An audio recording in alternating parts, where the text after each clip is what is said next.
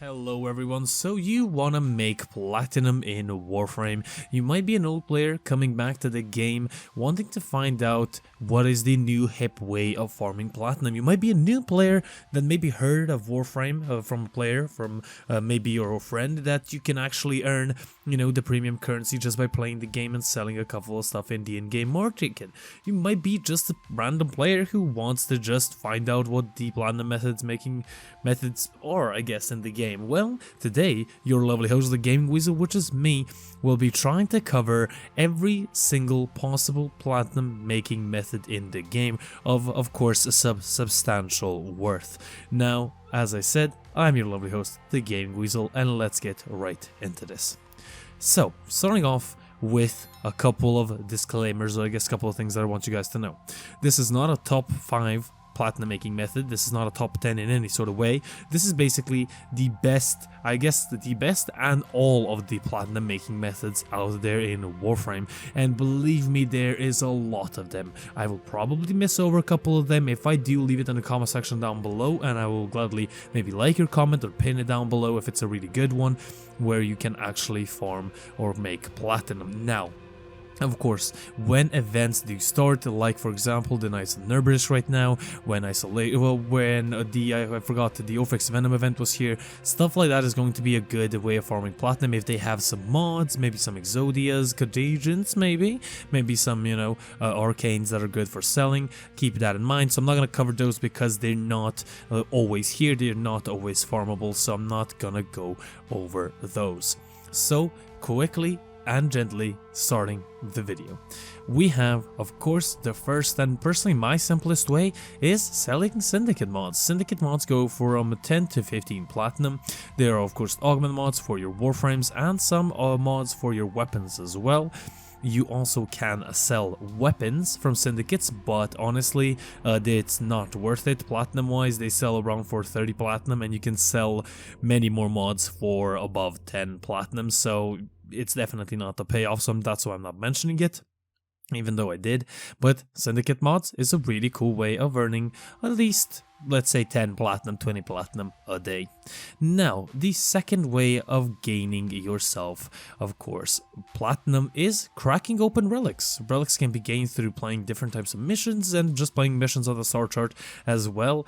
If you do, of course, make them and refine them, you have a higher chance of getting a rare item. Now, you can crack relics. Personally, I play, Titania with Null Star equipped, and also play Exterminate and Capture missions. The little eye up there will show you the build and everything. I have a video on that, so keep that in mind.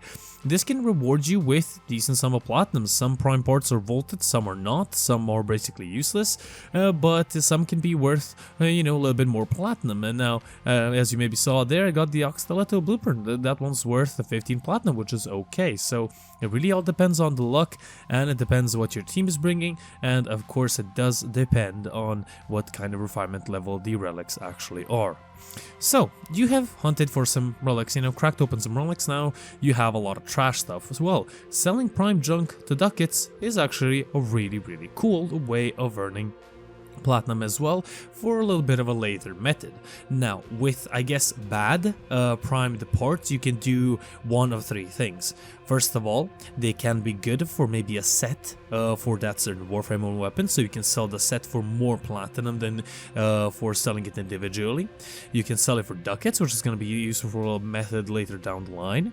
Or you could sell it as prime junk. This usually goes for like relics, or Warframe parts and weapon parts that are worth around 15 ducats. These usually go for 6, parts for 6 platinum, and then let's say 45 ducats is gonna be like, for a full trade of 6, it's gonna be, let's say, 15, and so on and so forth.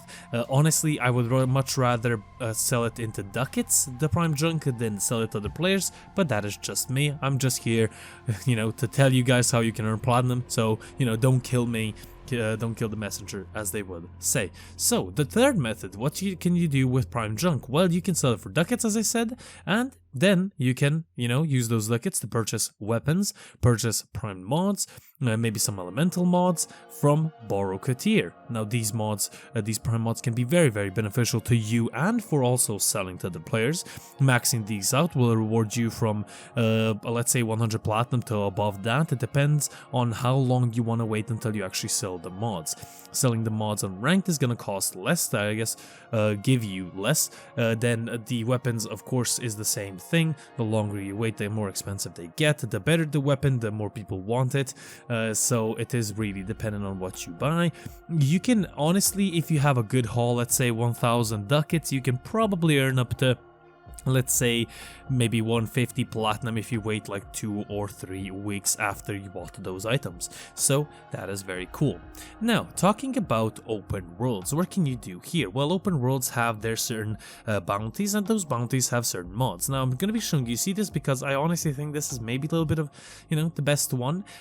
Because here you can get the auger sets, you can also get some spoilers, just saying that, Near's mods and stuff like that. So these are going to be pretty cool, because also what you can do inside of the plains of Eidolon is going to be Eidolon hunts. Now, that was a quick segue here, but Eidolon hunts can reward you with Arcanes. Now, these Arcanes can range from, let's say, 10 platinum to maybe upwards of 70 per one. If you do, of course, max out the Arcanes, they could be worth much more, upwards of 700, maybe 1000 platinum, depending if you get Arcane Energized with the one that I'm talking about. So, now, while we're still on the topic of open worlds, moving on to demos this time, we have Isolation Vaults. Isolation Vaults are pretty cool because you get necromech parts, which will allow you to make a necromech, and you also get tons of resources, and you also get the necromech mods. Necromech mods, depending on the mod that you actually have, can be worth from around 15 platinum to 17 platinum. I think I sold, the last mod that I sold was for 70 platinum. I don't remember what it was. I know it was, I think, a mod for duration or power strength for the actual necromech, so don't hold my word for it, but they're around 15 to 70 platinum, which is pretty okay. Now, while we're still on demos, let's go for corrupted mods. What are corrupted mods? Corrupted mods and opening up the vault. Now, what you basically need to do here is go onto Horrend, get yourself 4 dragon keys. I actually do have a video, so that's going to be explaining it a little bit more in detail, but, I'm going to quickly brief over that.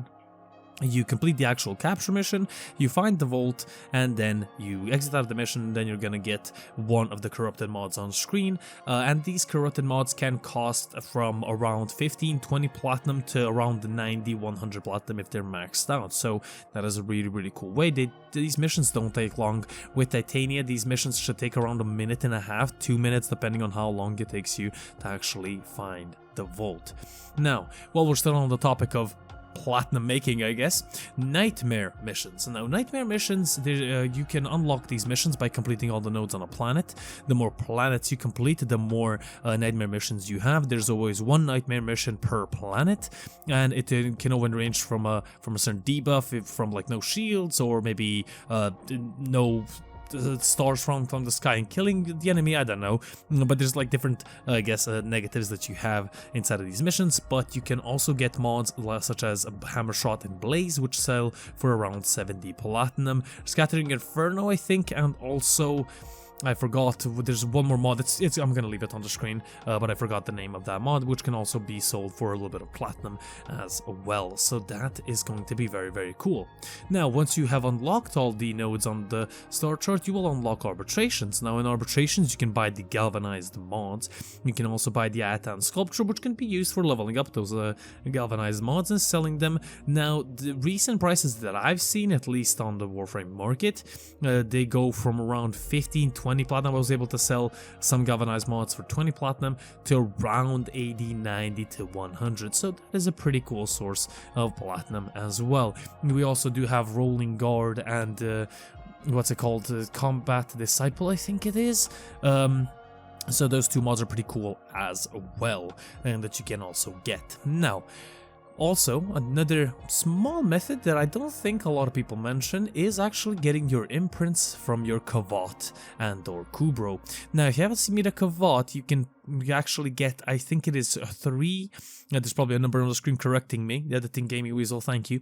You can get around 3 imprints, which can be sold for 30 platinum each, so that's pretty cool. And maybe a little bit of an, obscure method of making platinum, maybe some of you guys didn't know about that, but yeah, there you go, you can actually get platinum from imprints as well. Depending on from which kind of Kubro and or Smida Kavat, or either Kavat that you get, it can depend on the actual price range of that, so keep that in mind. But every single Kavat and Kubro you can extract imprints from it and sell it for a certain amount of platinum.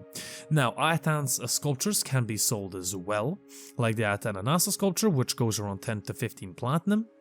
It can even go above. If you save up a lot, then you can sell it in a bulk to someone. I usually sometimes buy these to be ashamed, and I don't farm Endo that much.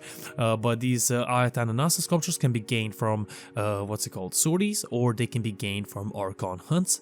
So that's pretty cool. And plus from Archon hunts, maybe you can get, and or Sorties, you can get a legendary core, which can be sold for, I think I saw it last time go for around 200 platinum, but yeah, I could be wrong. So numbers on the screen, Gaming Weasel, thank you so much for correcting me.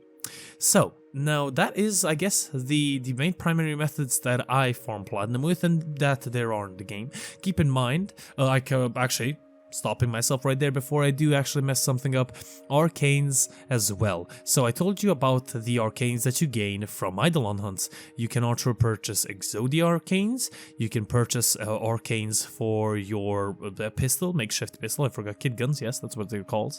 So basically Zaw, kid guns, Arcanes. Also you can purchase Arcanes for your, amp. You can also get yourself some from the Zariman, and some from Steel Path, but these don't cost a lot. These cost around 15 to 20 platinum. Arbitrations does have them as well, but those are so useless, I'm not gonna even mention them, honestly. I'm sorry for even mentioning them, I'm really sorry. Steel Path Arcanes, like Arcane Merciless, Dexterity, and stuff like that, that can be sold for around 15 to 20 platinum maxed out, keep that in mind. Then the Zariman Arcanes can be sold for around 100 to 250 platinum. I was able to sell the Molt Augmented for 250 platinum. Now also, the Exodia Arcanes and also the Amp Arcanes, they do vary, like in prices, so I'm gonna roughly say from around 20 platinum to 150, but that's just putting it roughly. At this area, I don't really sell Arcanes that much to actually know about them, but I do kind of get into them sometimes. But someone in the comment section, please correct me down below who's maybe, better involved in those Arcanes than I am. So, the last, I think, good method, I guess, in quotation marks, this could be a make or break situation. Riven Mods. Yes, Riven Mods. Now, Riven Mods are mods that you can actually gain just by trading the Riven slivers, or maybe just doing the bounties, and just maybe someone gives you some Riven Mods, you never know. And these Riven Mods can range from many different things. Now, they start off pretty base and simple. They're unveiled, they can be primary, pistol, secondary, not secondary, but melee, shotgun, archgun, Zaw, kit gun Rivens. I don't think they actually exist. I'm kind of probably mistaken on that, but I'm gonna stick to the main 3, which are primary, actually the main 4, primary, shotgun, secondary, and melee. I'm gonna stick to those. So, Rivens, how do they work and how can you actually price them really good? Well, I'm going to try to explain this as best as I possibly can in the shortest amount of time. So, Riven Mods unveiled require you to do a certain task to actually unlock them and equipping them on the weapon. Now, some may require you to kill 4 enemies from 75 meters away with, I don't know, maybe 50 enemies attacking you from the sides, and then you shoot that guy and stuff like that. Random task that you need to do to unlock the Riven. What can the Riven be? It's gonna give you a random, I guess, Riven from a pool of that weapon type. So it can be primary, shotgun, pistol, and then melee. So it's going to give you a random Riven for a certain weapon. If the weapon is well used, like let's say for example, for primaries, let's say you get an Excelsior Riven, or maybe, even if I'm wrong, maybe Excelsior Rivens are really bad, but I don't know where Rivens are used that much. But if it's a really used and good weapon with a good Riven disposition, it could be really good, even though the Riven disposition doesn't really, influence, I guess, how good the weapon is, but it does influence how good the actual mod or Riven mod can be. So, basically, if you get a Riven for a really good and useful weapon, the Riven goes up in price. Sometimes an unrolled Riven can be sold for a little bit more platinum as well than let's say like a mediocre type of Riven for the same weapon. I'm not that well in depth about Rivens to know that much. I just know that for very useful weapons, the Riven's prices go up. For, of course, sometimes unrolled can be better, maybe sometimes if you have really good stats it can be even better. So the prices literally here can range from 10 platinum to 1,000, 2,000, even though I don't know who's selling 2,000 Rivens, but maybe someone is. But honestly, this is like that one big bang. Like, you know, you open up a Riven, let's say you get a Riven for the Latham pistol, and then you sell it unrolled for 500 platinum. That is what basically Riven mods are. They're gonna be like an scapegoat for you to, you know, open up and probably get a really good one, or probably get something really shit. Now you can transmute them with a Riven transmuter and transmute 4 of them into one unveiled Riven, but honestly, I don't know, I don't like doing that. And plus Riven transmutations are, you can't really get those as often, so, you know, might as well keep them very secure. But basically, that is it. That is the best platinum making methods that I can remember. If I did miss out on something, please do mention it in the comment section below. This has been the Gaming Weasel. If you guys enjoyed, do leave a like and a subscribe. It would be greatly appreciated by me. And I will see you guys on the next one. The Gaming Weasel over and out.